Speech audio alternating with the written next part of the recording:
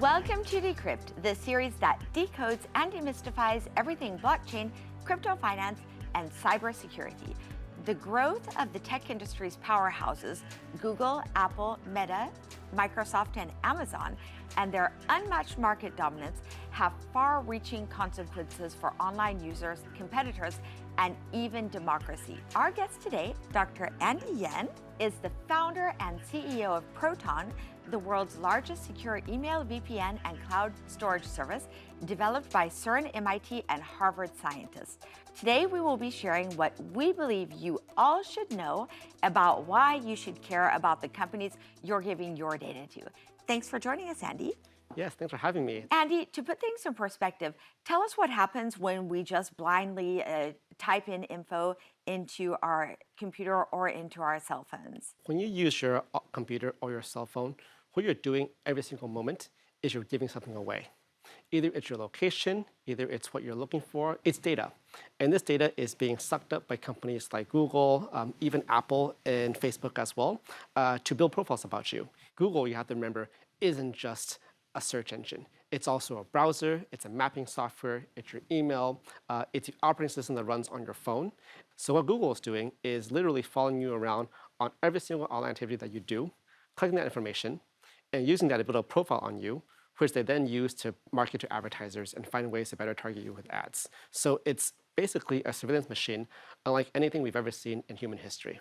And the fact that all of these companies are US-based, does this have any importance for us? You can think that maybe US companies are safe because freedom of speech is protected, but at the same time, we see that elections in the US can have very unexpected results. So is it a long-term security?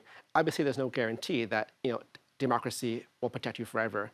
So the only way that we can really be sure our data is safe is to keep control over it. Now tell us about the genesis of Proton. Well, Proton was created actually as a project by a bunch of scientists who met at CERN.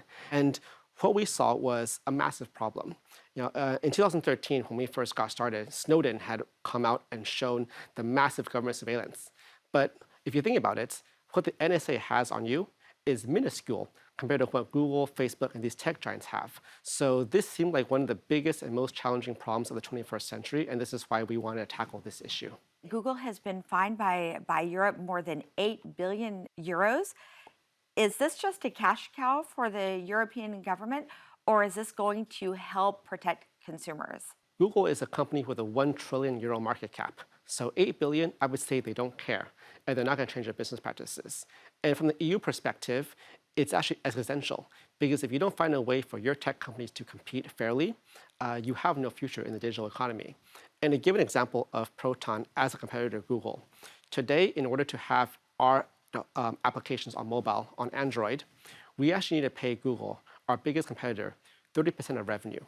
And there is no world where that can be fair competition. Today, more than 5 people out of 8 live under dictatorships.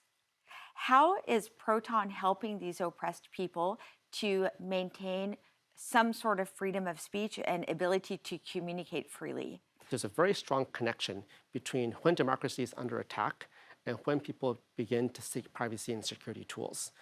To give you an example, in Russia, when the war started in 2022, what we saw in the month afterwards was millions of Russians coming to Proton VPN, coming to Proton Mail, because in fact, a service like Proton was the only way for opponents of the regime to find the truth.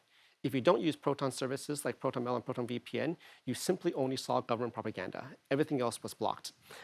And this also repeated itself in Iran. We saw during the protests last year, millions of Iranians adopting Proton VPN as a way to communicate and also as a way to ensure that they could get the information needed to continue to sustain the protest movement. This is why I think technologies that protect privacy are very essential to ensure that democracy does survive in the 21st century. Thank you so much, Dr. Andy Yan, for decrypting why we all need to cherish and protect our online privacy and how we can get started doing it right now.